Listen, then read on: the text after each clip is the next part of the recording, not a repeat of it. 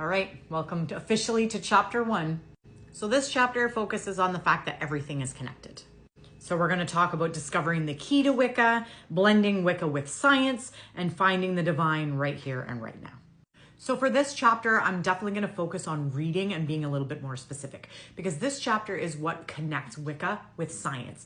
And I am not a science major and cannot quote sciencey things without reading the sciencey things. So forgive me, I am going to do a lot of reading in this chapter. So you're about to discover one key principle that's key to pretty much all of Wiccan belief. Are you ready? Everything's connected.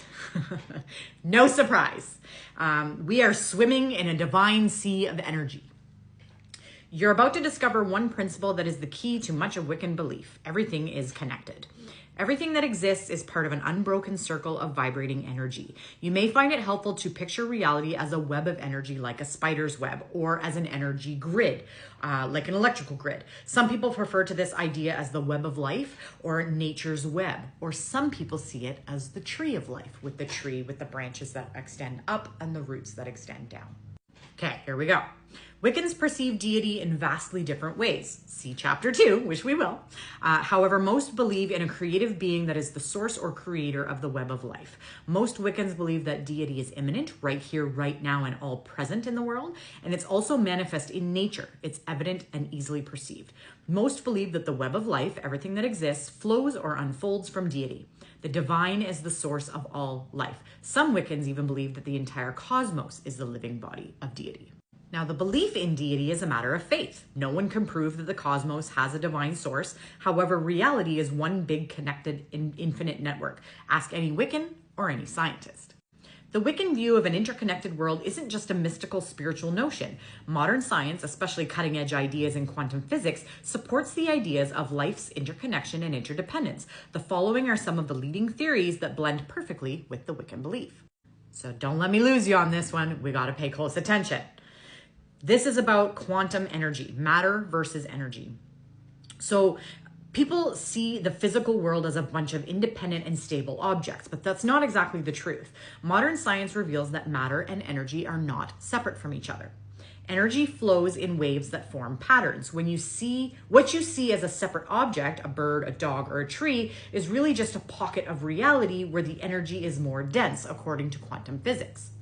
Now, physical matter is made up of molecules and atoms, which are made up of smaller components called subatomic particles. In quantum physics, particles of matter and waves of energy are the same thing. A subatomic particle isn't a little dot of matter that scientists can hold still and examine. It's more like a little dancing point of energy. These particles can't be understood as separate units. Scientists can describe subatomic particles only by talking about how they act with one another. The only way to meaningfully describe these particles is to explain the way that they interconnect. Here's where Wicca meets quantum physics. Quantum physics clearly demonstrates the Wiccan belief that all reality is an integrated web of energy. Even at the subatomic level, life is interconnected. We're going to tune up the strings and dance with the universe. So here we go. The preceding section describes subatomic particles as dancing points of energy. String theory suggests that they may not even be points, but strings. So this is string theory now. String theory is bold and beautiful, but complicated. Read on to find out more. But if you start to feel a migraine coming on, take a break and watch a Gilligan's Island rerun, because it's going to hurt your brain. So string theory, a subatomic particle is not point-like, but is made of a tiny loop. Okay, like a super thin rubber band, each particle contains a vibrating dancing string, kind of like a guitar string, where each tiny string can vibrate. Every string is identical. The only difference is the way that it vibrates. Each string has a different vibration, like each guitar string plays a different note. The movements of the string, or the note that it creates, determine the kind of particle that it will be.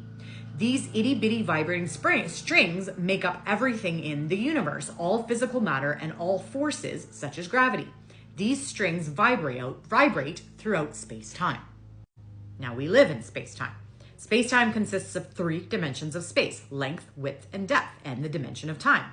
All objects and all events exist in these 4 dimensions. Well, that's what scientists used to think. According to string theory, space-time can have up to 9 dimensions of space plus the dimension of time. So how does Wicca meet string theory? Well, string theory unites matter and energy and confirms the Wiccan view that the cosmos, from the smallest particles to the largest solar systems, operates by the same principles and is made from the same stuff. At all levels, life is interconnected. Now we're going to discuss chaos theory. String theory shows the interconnectedness of life at all levels, big and small. Chaos theory deals only with the big and super complicated, okay? Chaos theory suggests that the weather and other huge complex systems in nature have an underlying order, but they're chaotic and virtually unpredictable.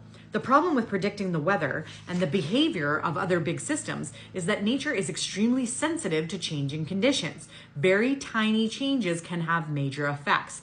Nature on a large scale can drive a scientist nuts.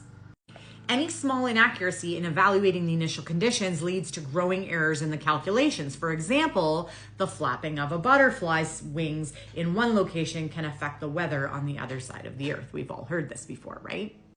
The lesson that we learn here is that in any action, no matter how small or insignificant, it can affect everything else. So Earth's ecology is a network of relationships. All the members of Earth's environment are interdependent. The success of the whole community depends on each living thing, and the success of each living thing depends on the success of the community. This idea forms the core of Wiccan ethics. I apologize, my husband's cutting the grass, so hopefully it's not too loud. Let's continue.